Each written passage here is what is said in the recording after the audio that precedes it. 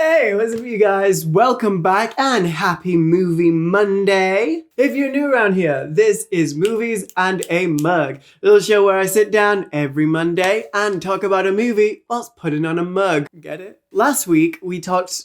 Actually, no. Last week there was no Movies in a Mug. Why? Because I had Schmarona Schmurs COVID-19 virus that I won't name because otherwise I guess my video will then be relegated to the YouTube graveyard more than they already are. So last time I was here, we talked about Children vs. Wizards, the 2016 Russian propaganda animated movie which... oh my god, it was so terrible, but did, you know, give us a cultural icon, Ms. Ramona Ali Rahmama, who I still think was iconic. I also went to the club in that outfit and oh my god, did I look like a W-H-O-R-E. I'll put in a picture, like here. I think it was one of my, sluttiest outfits today, and I was living for it. I really enjoyed it. I had a great time. If you are interested and you want to check that out, you can find it in the Movies and a Mug playlist. So since I have been sick and I'm kind of, you know, still recovering, I thought it would be fun to take it back a little bit and revisit an old favorite. And since I pay $5.99 a month for this streaming service, I'm gonna get my money's worth. So we are returning to the world of Passionflix. Picture a streaming service that only produces bad 50 Shades of Grey knockoffs where the dialogue is terrible, but you know, you might see a titty or like a butt. You see a butt in this movie. It's a nice butt too. Oh, what's that? Oh, it's a juicy booty. But we'll get there. Because today we are going to be reviewing Dante's Inferno Part 2. Oh, and make sure you stick around to the end of this video because I have some inside tea. Someone who was actually on set contacted me after my first review and I was like, oh my god, that's so much fun! Feeling all the tea, honey. Okay, so let's do a little bit of a recap. And if you want like the full recap, if you want the dirt, if you want the dish, if you want the 911 and what happened in part 1 of this movie, go check out my recap of it. You can find it in the Movies in a Mug playlist and I'll also link it right here or here, whichever side it is. But in case you don't want to do that, I'm going to give you a very, very quick, like minute-long overview. So our main characters in this movie are a girl named Julia and a man called Gabriel Emerson, who is her professor. Now, Julia is a postgraduate student studying classical Italian literature, and Gabriel is also Italian. Now, in the first movie, we found out that Julia is childhood best friends with Gabriel's sister, and that the two of them spent a night of romance together in a field when Julia was almost certainly under 18, and Professor Emerson was fully like 25. But the movie wants us to think that that's romantic, and it's fine anyway, because Gabriel just has no memory of her. Like, absolutely no memory of who she is. I came to the conclusion at the end of the first movie that he either had amnesia or was just pretending that he didn't remember all the creepy stuff he did to this underage girl. The two have a rather strained relationship, with Gabriel being very aggressive and angry, and Julia being very meek, mild, and clumsy. But at the very end of the first movie, Gabriel did end up remembering Julia, who he calls Beatrice, but Julia was sick of him constantly forgetting her, so she left in a huff. If that all sounds confusing, again, just go watch my first video and then come right back. Okay, so the movie starts, and the very first thing I noticed, like right out of the gate, is how lazy they are. Oh my god, the intro titles, the artwork, the song. Oh my god, we have to sit through another 5 minutes of Lacrimosa just...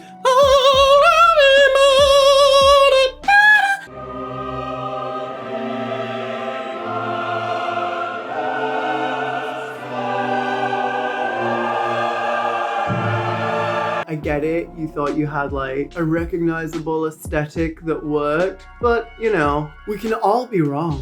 Also, we are playing fast and loose with this makeup today. I was sick, so I didn't have time to do a dry run like I usually do, so who knows what's gonna happen? So the movie proper begins with Julia doing some very convincing angry acting on her bed. You know when the 3-year-old has a tantrum and they're like, huh, and they punch a pillow? It's very that. It's very community theatre. Bitch is fully nearly 30 and still wearing pink ducky pajamas. Sleep in the nude like I do, so much easier. She's mad at Gabriel because, you know, he forgot her at the end of the last movie like 11 times and then remembered her and then forgot her again. So she's just upset about that whole thing. And this scene is also like interspersed with clips of Gabriel looking sad, sitting pensively in front of a fireplace, shots of him looking longingly at scotch and then not drinking it. And I think the movie is trying to portray that like he's not drinking it because he's so ashamed of the way that he acted to poor innocent Julia.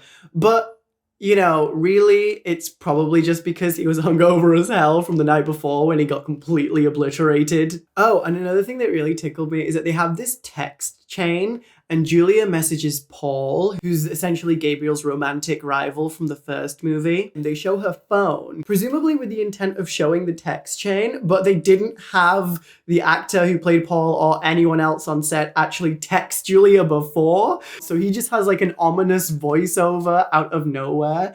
I'll call you when I'm feeling better. I found that very amusing, but also pretty good symbolism for how they use Paul in this movie. It's just like, he's just here to make Professor Emerson jealous, and for absolutely nothing else. He has no character development, nothing of note happens to him. He's literally just here to kind of like look pretty and be a man that's kind of near Julia in some way, shape, or form. But Emerson is very, very sorry for the way he treated Julia. And you know, he like sends her some flowers and a note trying to explain himself, but Julia promptly throws it in le garbage where it belongs along with this man. You also get a voiceover from Gabriel who's like, I'm so sorry. You're the most beautiful baby angel in the world. I should have cherished you and never forgotten you for some weird reason. I'm so sorry. Please come back. General groveling. But Julia is so upset by the whole thing that she just starts missing her classes. She's letting this man, who obviously is her professor, impact her grades and her studies, which is probably why you shouldn't get involved with your professor in the first place. But, you know, I guess you'll have to learn that the hard way. Gabriel also sends her a note that says, you can't expect me to uncover your identity and then not want to talk about it. Calm down, Batman. It was clear to everybody who she was. Like, everybody and they uncle. The people down the street knew who she was. The barista at Starbucks knew who she was. The cashier at McDonald's was like, oh, that's the girl you did the creepy stuff to in the field and you still didn't remember. Stop playing the victim here. But Julia finally decides that enough is enough. She can't do this anymore, and she tells Gabriel to leave her alone and that if he doesn't, she will file a complaint with the university because he is harassing her and he really can't keep doing this. Honestly, when she did this, I was like, thank God, girl, and keep it that way, okay? Thank you. Next. Move on to another dude. But, you know, this is a romance movie, so of course she's not going to do that. But for the moment, Gabriel decides to act like an adult and back off, give Julia some space, and also say that he's going to give her a new thesis advisor, which, good, fine. Y'all can move on with your lives. But Julia cannot avoid him forever, so she goes back to class where she meets Paul. The two of them hug, and then Paul gives Julia a keyring from a trip that he took, and basically says, hey, it would be really good to get coffee. Like, I know you told me in the last movie that you're not interested in me, you know, in like a romantic way, but there's no reason we can't still be friends, so hey, let's go get coffee sometime. But who just so happens to walk past at that very moment, witnessing their embrace? Of course, it's Gabriel, and his facial expression is so funny. Like, clearly the director had told him, like, this is the point in the script where, you know, you realize that you may have lost the best thing you ever may have had in your entire little life. So look sad. And he's just like, oh, this is the sad part of the script. Oh, sad now, sad, I don't want to shame this actor because I'm an actor and I know full well that being sad and being emotional is way more difficult than it is to be angry. And Gabriel is written as a very angry character. There's like a lot of anger that he has to kind of, you know, access a lot of the time. So I think his softer moments come across all the more robotic. And of course, we all saw the first movie, so we know exactly what he's going to do. He sees Julia in and or around another man, and of course, he's going to have a temper tantrum. So in his class, which obviously has both Julia and Paul in it, he decides that he's going to teach a lecture about Dante and Beatrice. You know, because of all the stuff from the last movie where Julia is his Beatrice. And he's essentially just gonna air their dirty laundry in front of the entire class. Ooh, this is gonna be messy. Ooh, this is gonna be messy, and it is. This is some messy, petty drama, and I live for it. For anyone who's wondering what this intense green glitter is, it is the Urban Decay Heavy Metal Glitter Eye Gel in the shade Roadie, and I love it. I love this over a black base. Stunning. So, as we've established, Julia equals Beatrice, all right? So Emerson's point is that if Beatrice, Julia, knew where Dante, Emerson, was the entire time, why did she never reach out? Why did she never try to find him? Why did she never tell him who she was? Clearly, it was because she didn't care.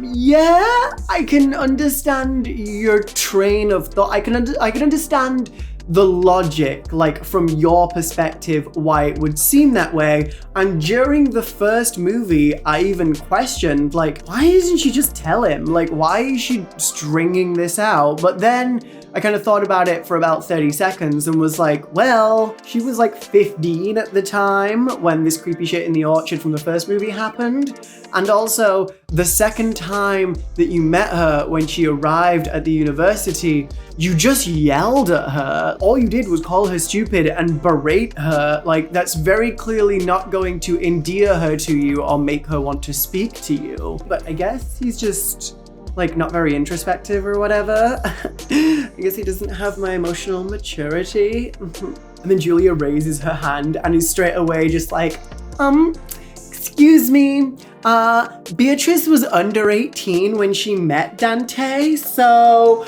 are you telling us, Professor, that Dante is a pedophile? Are you telling us that Dante is a pedophile, Professor? And I was like, yes, he is. Bottom line, cut and dry, case closed, bring in the dancing lobsters. But then of course, Gabriel just replies with, of course not, he had true affection for her, which...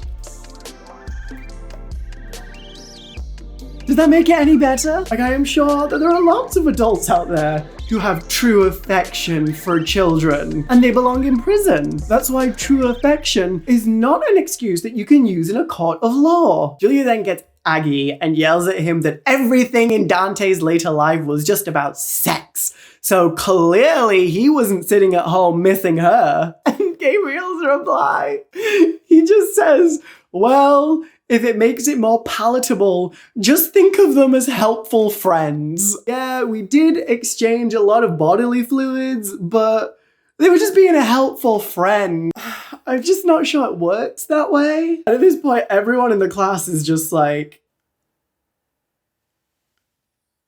I would love to be in a classroom where this is happening. Like, it's very Pretty Little Liars. It's very Aria Montgomery, you know what I'm saying? Julia then just pops the fuck off and yells that Dante was just a self-involved, cruel, arrogant slut. Dante was a self-absorbed, cruel, arrogant slut. And girl, my wig was on the floor. This whole scene was very, we should totally just stab Caesar. This fed the children. This gave me the morsels that I was looking for. You've got me on this one, movie. You've got me. However, I would like to just take a moment to point out and to establish that during the first movie, we were never actually told that Gabriel was sleeping around or that Gabriel was a slut in any shape, way, or form. And I'm not really sure how Julia knows this, but when you take into account the fact that Julia is a virgin and is kinda puritanical in a lot of ways, I guess it makes sense for her character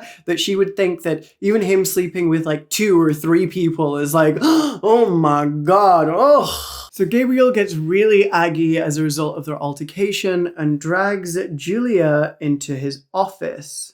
And Gabriel is really, really pissed because during their back and forth, Julia brought up a woman named Paulina, who I'm assuming is one of Gabriel's exes, and he was really mad at her for like bringing her into this, like dragging her name into all of their mess. And Gabriel says to Julia, he's like, hey, stop expecting me to act like every other abusive asshole who's knocked you around. And it's like, well, you might not be physically abusive, but you are definitely verbally abusive. And then Julia says that she is angry because Gabriel left a bra in her mailbox. You left a bra in my mailbox. Use your head! I wasn't about to leave it on your porch! But that left me wondering why she was mad about it. Like, was it not her bra? Was she mad because he left her bra in her mailbox? In which case she shouldn't have left her bra at his house. And if she was mad because he left someone else's bra in her mailbox, then, well, that's kind of funny. Julia then tells Gabriel that, look, you shouting at me and behaving this way really isn't gonna make me wanna talk to you. The way that you address situations with all of this aggression really makes it difficult for me to be here. And then before they can resolve this issue that actually seems like it is a very big issue for her, they just start making out. And then at this point I remembered, oh, this isn't supposed to be a drama. Like, this is supposed to be a softcore masterpiece. Forgot for a second, because there's been no sex. There was no sex in the first movie. We're like 20 minutes into this one and still no fucking, but okay, we're getting to it. We're building to it. I also realized, god damn, these people are panting. They're making out and they're like, Can you imagine he's like, and he just eating some jalapeno chips or something, and she's like, obviously they were making out in his office, things were getting steamy or whatever, and I was like, are they gonna fuck in his office? Oh my god, they should totally fuck in his office, because yeah, okay, like student-teacher dynamics, a bit weird or whatever, but we all had that one professor at university that you were like, I would let you slam me like a screen door. Shout out to Bitch Slap, also available in the Movies in a Mug playlist. For those of you who were wondering, the professor I wanted to fuck was named Kinch. So, hey, Kinch, if you're watching, part of me's like, I really hope he sees this, and we fuck. Another part of me's like, I hope he never sees this. He's a very serious man. But no, it doesn't happen. The movie completely lets me down. She stops and she's like, no, this is wrong. You're my professor. And I'm like, girl, you came this far. You're making out with him in his office. You're dripping, pet. There's a puddle forming underneath you that the janitor's gonna have to come in and clean up. And now you're saying no? This Pat McGrath Ultra Glide in black. Ah, mwah. Chef's kisses. And so, because Julia is busy making out with Emerson, she texts Paul, who I guess she was supposed to have coffee with or something, and he's like, yeah, I'm not gonna be doing that anymore, so bye. But obviously Paul knew exactly where she was because she went straight from the class that they were both in together. I'm pretty sure it's implied that he knows. How could he not, you know? And I think it's kind of unfair that Paul legitimately gets no character development. He gets no chance to actually do anything in this movie. He doesn't get to go outside or like have a life or be a person. You know, he's kind of like Rose Tico in Star Wars, where they just kind of were like, you're just gonna stay in one spot and kind of not do anything. It's very that. So Julia and Emerson return to his apartment. They go to Daddy's palace. The dialogue in this film is truly atrocious. No one talks like a person. No one even talks like a scripted character. They all talk like 17th century villains who are like plotting some weird genocide. It is so confusing because Julia's just sat there at dinner and then she just comes out with the line, "I won't let your darkness consume me." And then he, you know, thinks it's hilarious. He thinks it's funny. He's like, "Ha ha ha ha ha. I find it amusing that you think the darkness can consume the light." Oh my God. "I am attracted to your luminosity, and I do not want to consume you because you are the stars."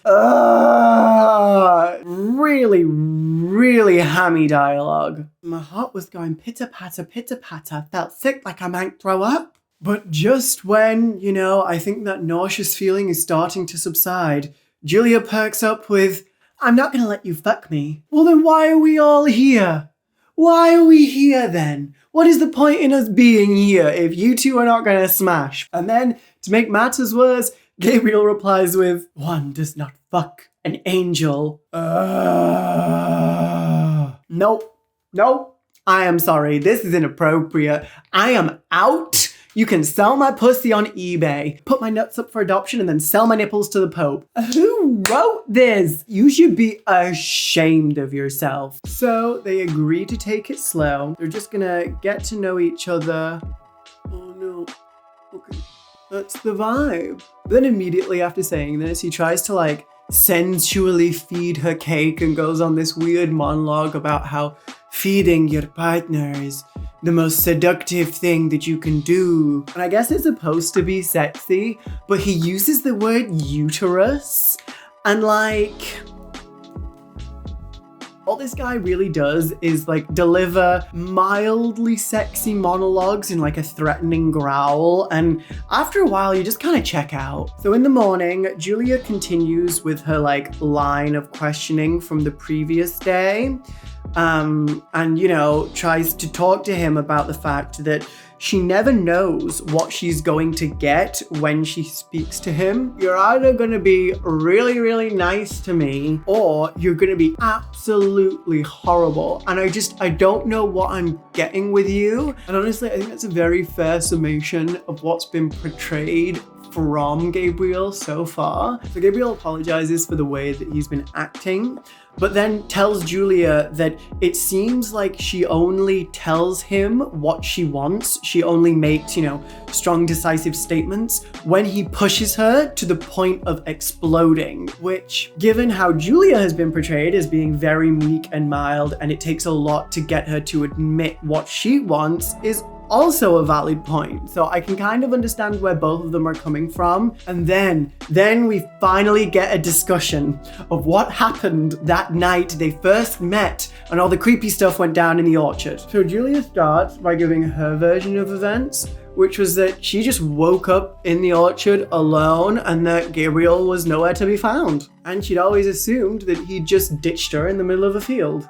But he counters that, "Nah, that's not what happened. Like, yeah, I left you in the field, but only because I needed to go take a piss and pick some apples for breakfast." I don't really know why he needed to pick some apples, but he said he just needed to take a piss and pick some apples, and that by the time he got back, she was gone, and that because he was strung out on coke, he thought he hallucinated her. Which, as far as excuses go, I was so high that I thought you were a figment of my imagination. Not the worst one I've ever heard. I could kind of see it, but on coke?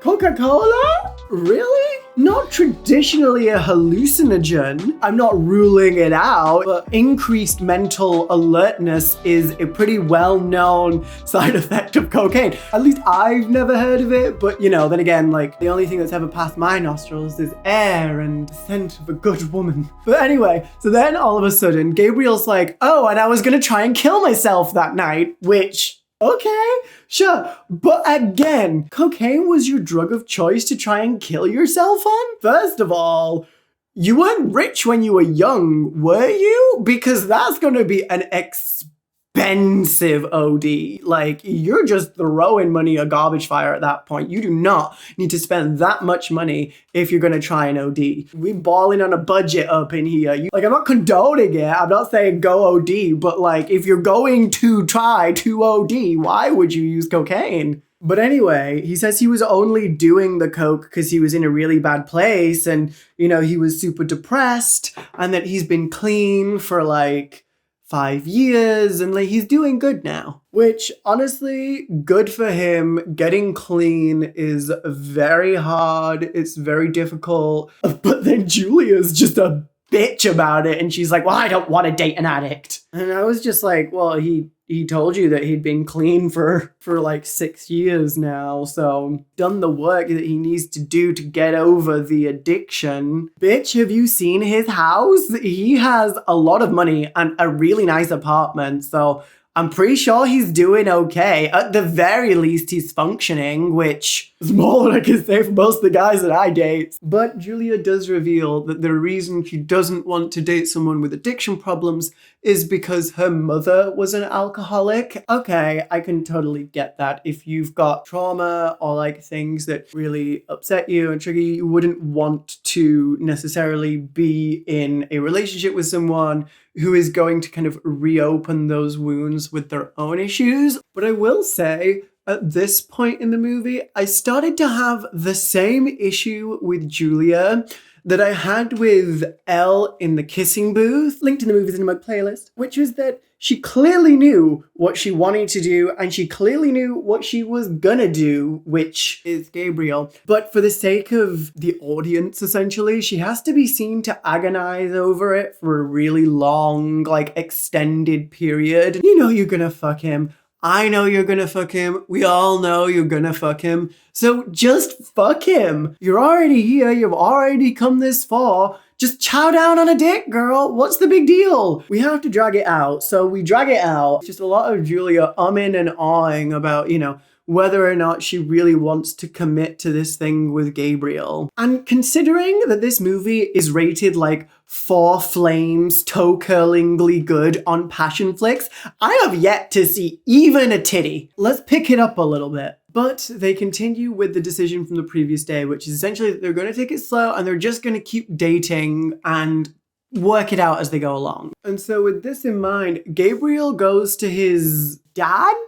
His boss? Like, it wasn't really clear who this guy was. It was either his dad or his boss or his uncle or someone. And is like, can I get in trouble for my non-sexual but still romantic relationship with this student? And John's immediate response is, oh, please tell me she's over 18 and you're not fucking a freshman. So he knows your reputation. I'm not gonna lie, one of my favorite parts of drag is putting on the highlight. Like, oh, it's so cunty. So Julia then gets a new thesis advisor, which is honestly a fantastic idea because now no matter what happens, this guy can't fuck with your edumacation. Gabriel tells Julia that he burns for her, which I think was supposed to be sexy, but honestly just reminded me of that Bridgerton TikTok. But I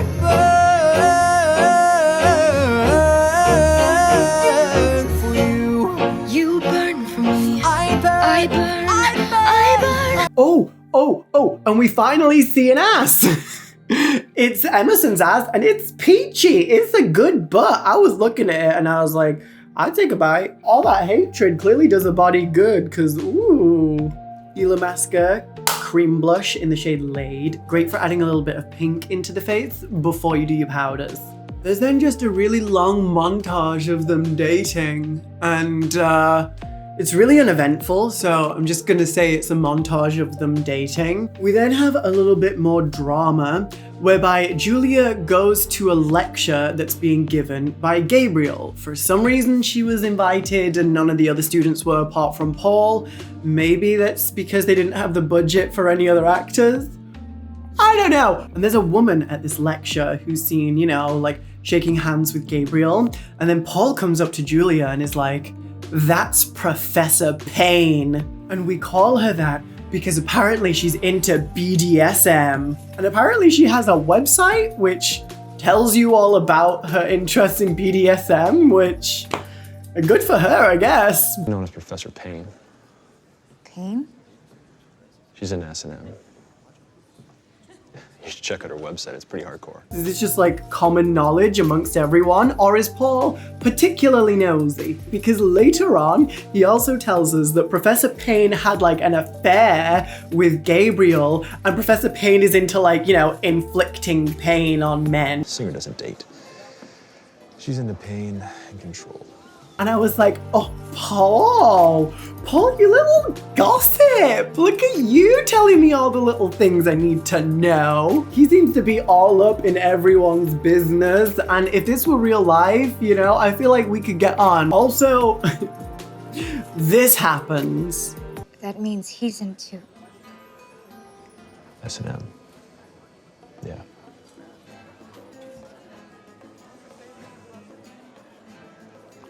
And when this happened, I immediately became aware that whoever was writing this movie really has no idea what S&M is. It's just like this brooding nothingness that's meant to just signify danger. But I will get back to that in a minute or two, because after the lecture, they all go out for dinner and Professor Payne starts like fondling Gabriel under the table. A little whoop whoop.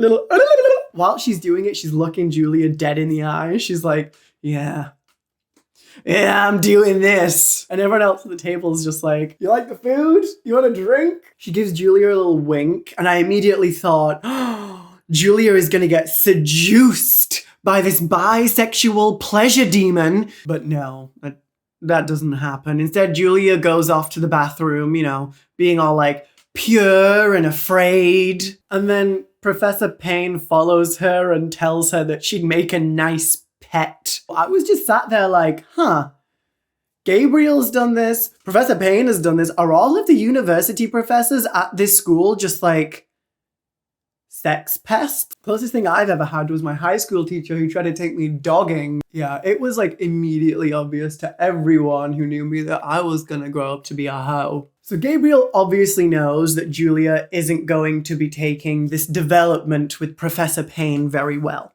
So he also follows her to the bathroom and tries to kind of talk her down. In doing so, he's like, this is just a game for her. This is just a game we're playing. This is why I didn't want you to come. And I'm like, wait, so you didn't want me to come so you could sit here and play sexy power games all night? But obviously, Julia, being the chaste little Santa Maria virgin that she is like, oh, this is horrible. This is the worst thing I've ever heard. And it kind of transpires that Gabriel and Professor Payne had a relationship. And again, as I said earlier, whoever wrote this doesn't understand how BDSM works, but it's kind of made clear-ish that Gabriel was the sub in the relationship. And so because I guess he liked a little spanking, maybe some like pegging, who knows, Julia's like, oh, how could you be into such debauchery? I don't know who you really are and it hurts me. And it's like, what? Does it really make that much of a difference? You need to taste the flavors of the rainbow.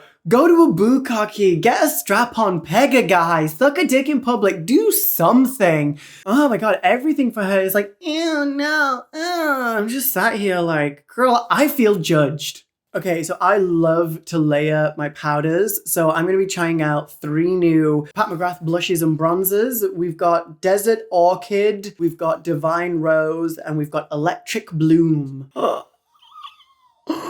And the dialogue here really just doesn't track at all. So the movie makes it very clear that Payne is a dom. But then you have Milli Vanilli over here basically saying that she can't be with anyone who hits because it reminds her of her mother when she was drunk when she was younger. And then Gabriel says that it's not in his nature to hit women or to hurt them, but she, i.e. Payne, was an exception. But as far as we're made aware, Payne's a dom and not a switch. And Gabriel was the sub in the relationship. So who's doing what in this situation? I feel like the movie was trying to build up Gabriel as this like, you know, like domineering figure, but didn't just want to have him be Christian Grey Part 8, you know? They wanted to make him a little bit different, but also they didn't want to commit all the way to making him a bitchy little sub boy. And honestly, I feel like that is such a missed opportunity. That could have been pussy. Okay, picture it. Emerson comes home after, you know, a long day of being rich and broody. And then we have Julia, who comes home after a long day of being very meek and being very mild. And then the two of them role swap. And then you have Julia, who's gonna, you know, take control and take the power. And then Emerson, who's gonna be cleaning the floor in a thong and calling Julia mistress. Like, that sounds pretty hot to me. I feel like that would work really well. I feel like that's a place we could have gone. That's a direction that we could have taken this movie. That would have been a perfect dynamic, a dynamic that I could have totally got on board with, totally understood, and it would have kind of leveled out their power. This movie is made for middle-aged mums who read 50 Shades of Grey, so I guess it was just like a step too far or whatever. But, you know, I'm gonna lament what could have been.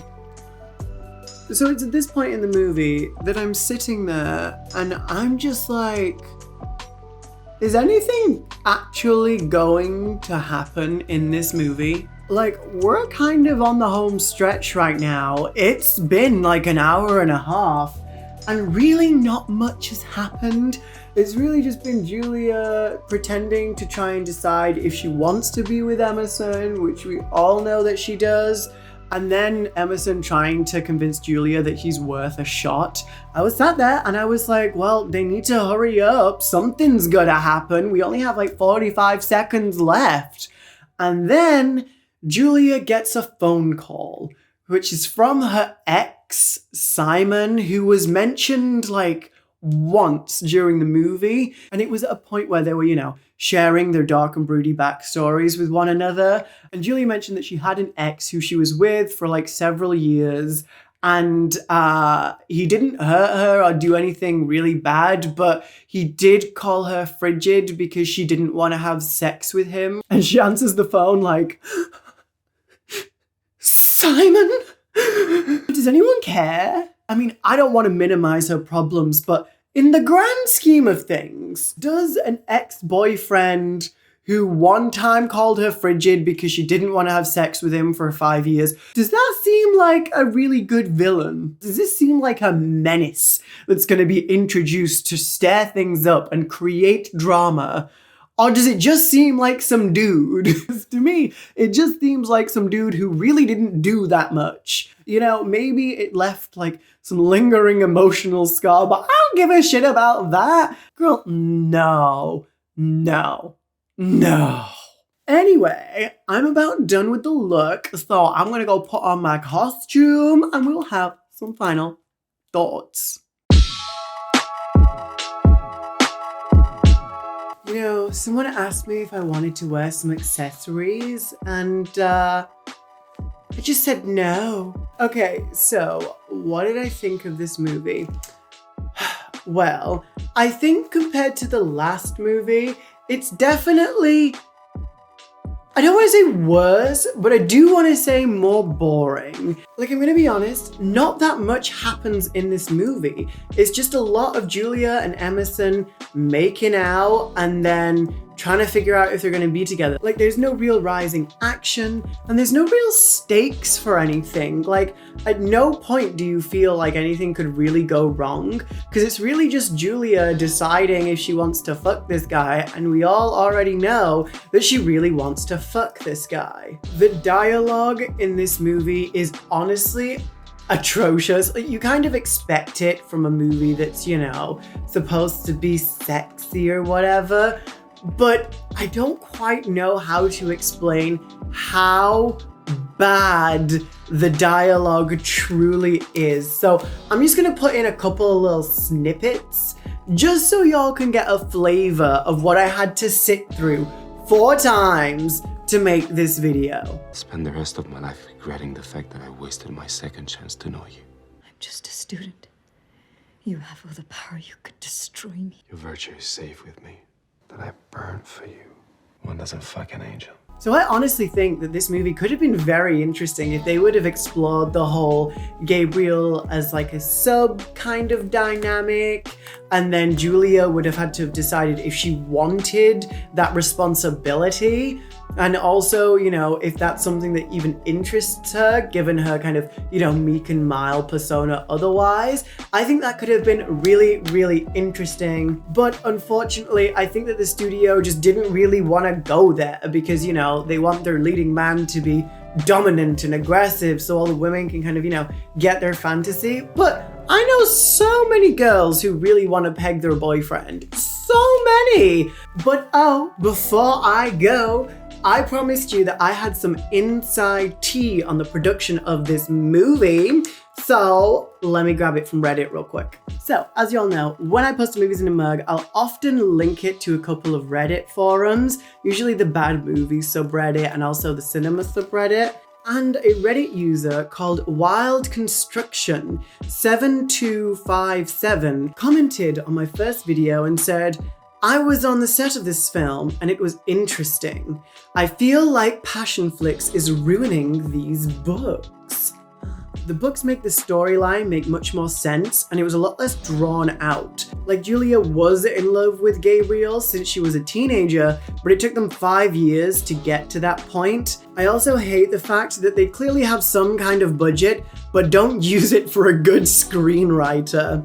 So I replied and said, OMG, you were on set? Give me all the juicy details. Did the actors also realize that the scripts made no sense? And they replied that on set, it was a total shit show because they didn't even have enough supporting artists to cover the scenes. From what they noticed, Julio and Melanie, who I guess are Julia and Gabriel, didn't have a problem with the script and actually had good chemistry, but the writing just isn't up to par. They note that the atmosphere on set was very rushed and that the AD was always whispering about budget, specifically how they couldn't keep actors for much longer because they were gonna run out of money. Thank you, Wild Construction 7257 for the juice. I feel like such a sleuth. I feel like such an inside reporter. Okay guys, that is it from me. Thank you all so much for watching. I hope you enjoyed this video and I hope you liked this look. If you did, please make sure to leave a like, comment, and subscribe. I'm here every Monday with another movies and a mug.